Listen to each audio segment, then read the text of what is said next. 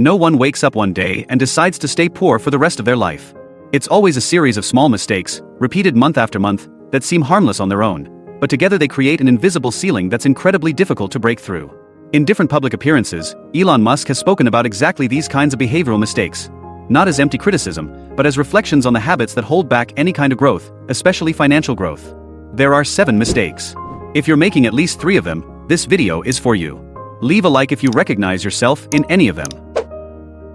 Avoiding negative feedback and surrounding yourself only with people who agree with you. In a direct public statement, Musk summarized a principle he applies in his own life: pay attention to negative feedback, and seek it out, particularly from friends. Notice that he isn't talking about simply tolerating criticism when it comes your way, he's talking about actively looking for the opinions that might be uncomfortable to hear. Most people instinctively do the opposite. They avoid asking someone they trust, "What do you honestly think about my financial situation?" because they're afraid of the answer. They prefer reassurance: "You're doing fine, don't worry about it," instead of an honest assessment that might reveal a real problem that needs to be fixed. The problem isn't emotional, it's mathematical. Without negative feedback, there is no course correction. People keep repeating the same financial mistakes for years, surrounded by others who either agree with them or are too uncomfortable to point out the obvious because no one wants to be the person who ruins the conversation. Actively seeking an honest, uncomfortable opinion about your financial situation, from someone who genuinely understands the subject, is uncomfortable in the moment, but it's exactly what prevents years of repeating the same mistakes without realizing it. But even when you're listening to the right feedback, there's another common mistake: spreading your efforts so thin that you lose any real control over the outcome. Diversifying so much that you lose real control over anything. There's a real quote from Musk that goes against one of the most repeated pieces of financial advice in the world: "It's okay to have your eggs in one basket as long as you control what happens to that basket." The statement is intentionally provocative. Conventional wisdom says, don't put all your eggs in one basket. But Musk points to a more important variable: control. Applied to everyday financial life, many people try a little bit of everything at once. A course here, an investment there, a business idea they abandon halfway through, followed immediately by another one, without ever mastering any of them. The result is scattered effort, shallow progress, and no real control over any single area. This is very different from intelligent diversification, which comes after you've developed real control and expertise over at least one reliable source of income or one valuable skill.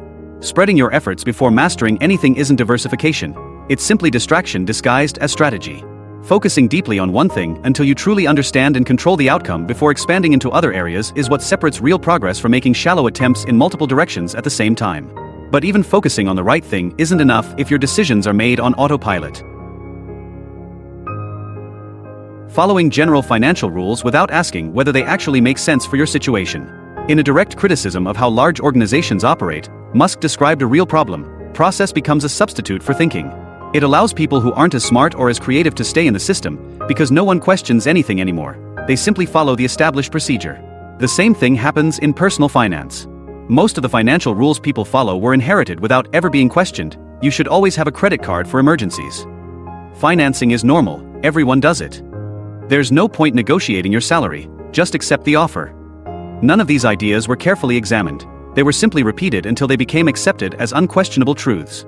Following general rules without thinking replaces reasoning with routine. The very problem Musk described in large companies, applied to personal finances. People follow generic step-by-step advice without ever asking whether it actually fits their specific situation. Questioning every financial rule before following it: does this actually make sense for me, or has it simply become a habit that nobody questions?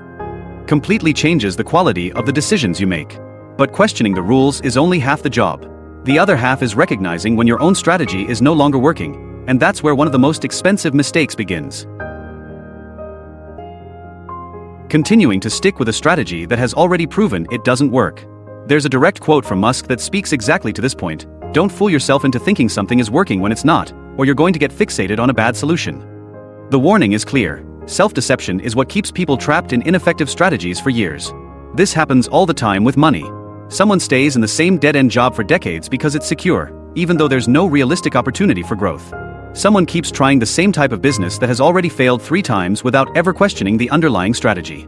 Someone continues saving money in a way that mathematically will never build meaningful wealth simply because that's how I've always done it. Emotional attachment to past decisions is what prevents people from making corrections. Admitting that a strategy didn't work can be painful. It feels like admitting personal failure, when in reality it's simply new information that should be used to improve the next decision. Regularly evaluating, with complete honesty, whether your current path is actually taking you where you want to go is uncomfortable, but it's the only way to escape a cycle that has already provided clear evidence that it isn't working. Giving up on a good plan too early just because it becomes uncomfortable.